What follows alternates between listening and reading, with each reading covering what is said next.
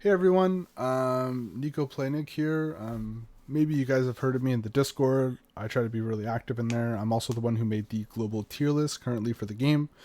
And I also made a few of the guides going around for some of the units and stuff. And I've been helping out another YouTuber called Volkin as well.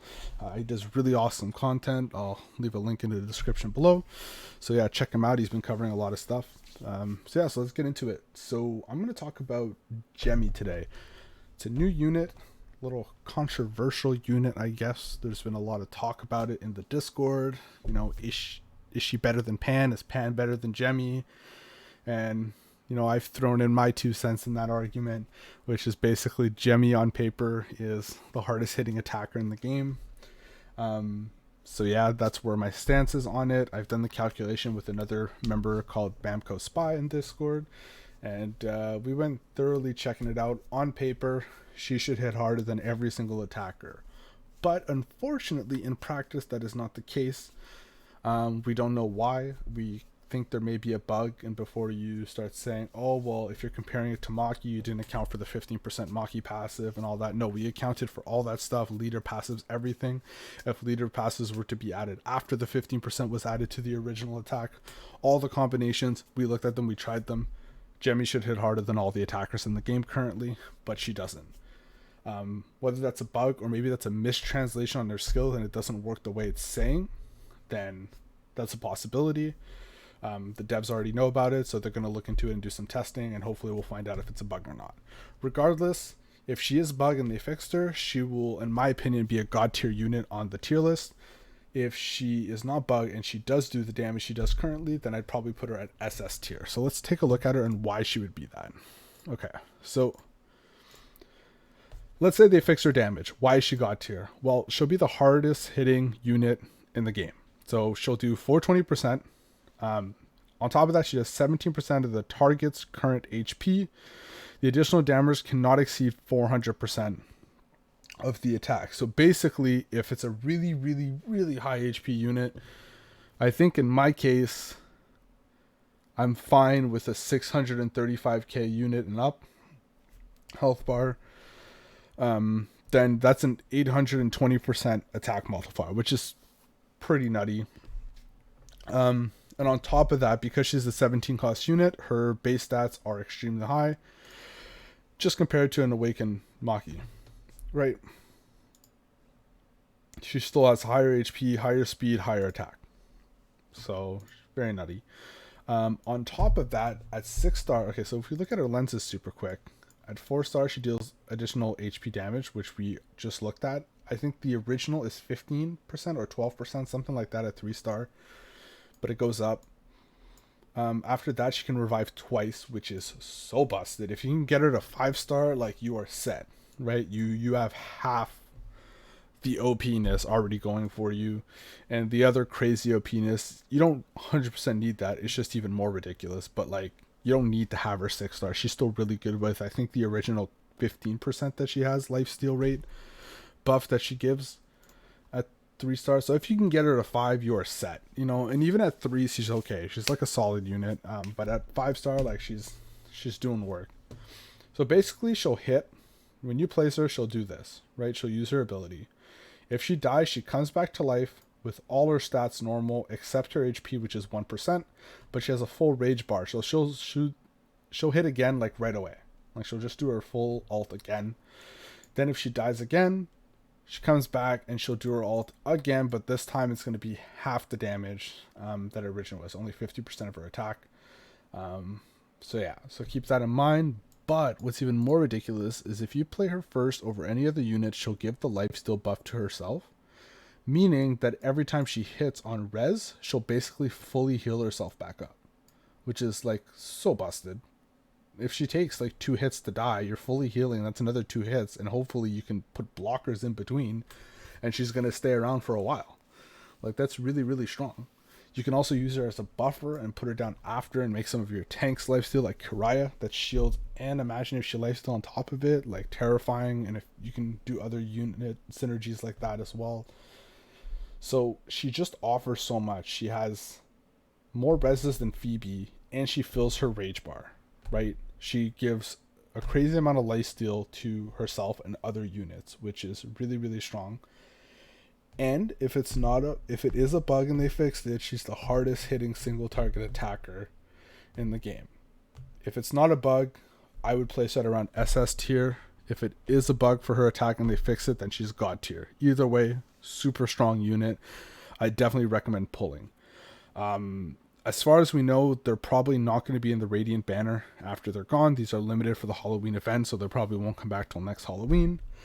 So you should at least pull one copy. I know some of you guys are saving for the Kasumi banner, but that gets put in the Radiant pool. So if you look at us on Pan server, summon, see details.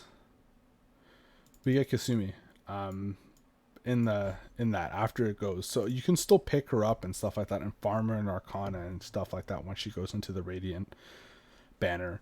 But you know, Gemmy might not be like that, so I wouldn't risk it, and I would just go for it and try and get her and just luck it. I think it's worth getting just one copy at least. So that's my 2 cents on it. What's the next thing we talk about? Team comps. So I'm not going to go too in depth on team comps, but basically, if you're running an aggro team comp, most of the time you're running it with Reaper, or you're running it with the Coffin Leader, which a lot of you guys don't have access to, and that's a cost of 14 or less that you want to average. You want to average something like 14 or less. This is not what I use. This is just like thrown together super fast, so please do not copy this build. Actually think it through, even though this would work okay. Like, these are all good units, it's fine, but wait, no, I have to activate that passive.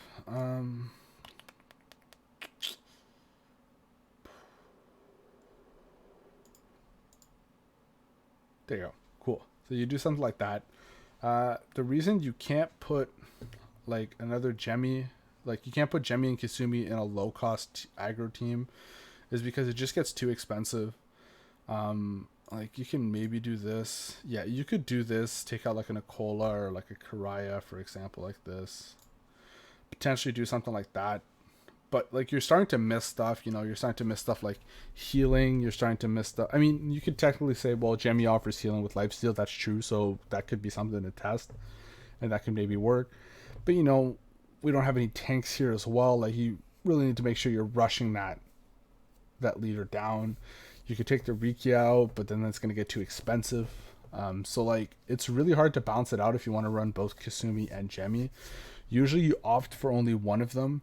You could take out the Vivian as well and put in something cheaper, but I think Vivian is super, super good in aggro, and you should have her there. So it's going to come down to picking maybe between Gemmy or Kasumi for an aggro rush team that's cheap.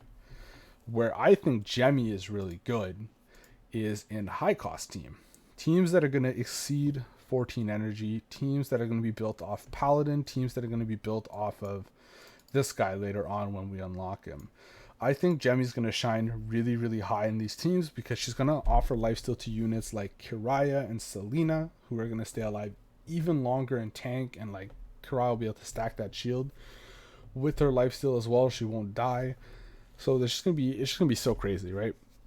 So I think Gemmy's gonna be really, really good in team comps like that. That's where she's gonna shine because she reses 2 times. So it's basically like she gets 3 free ult hits, and that's not even counting if she's living longer than that. It gets to hit more.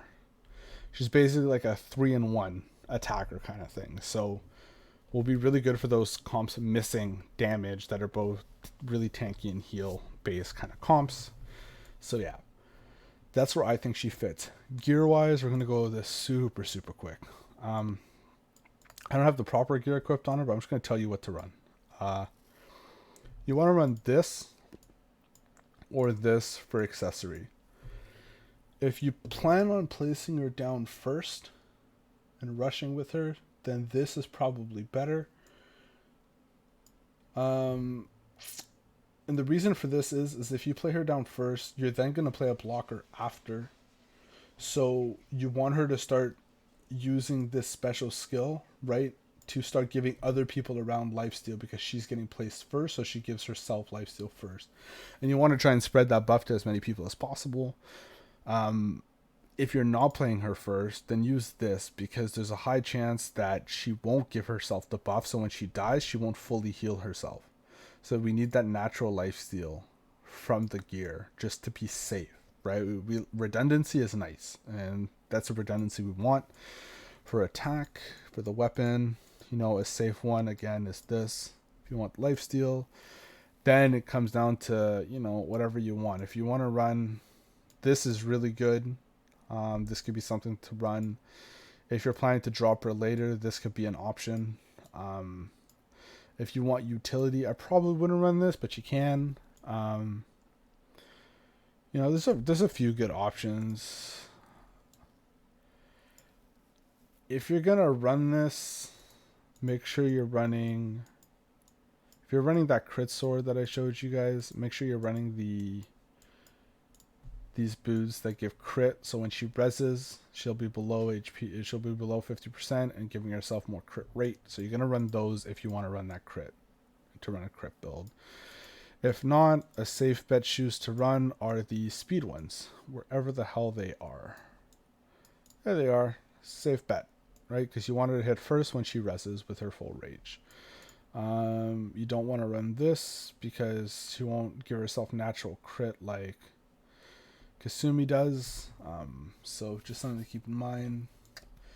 For armor, we're looking at... This is really good for her, in my opinion, because she will get attacked a lot, considering how many times she reses, so this could be an option.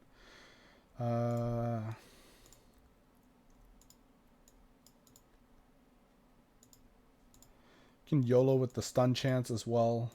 Can she wear it? No, she can't even wear it when I'm saying I'm high. Okay, cool. Yeah, so I would run this. Maybe run that if you want.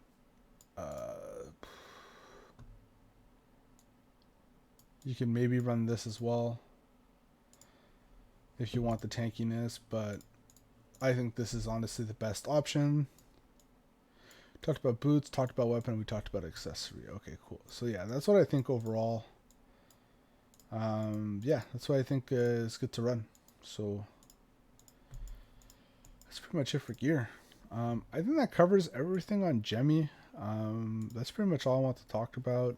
You guys know about the potential thing for a bug, so you guys have been warned, but I still think she's worth pulling regardless if it's a bug or not.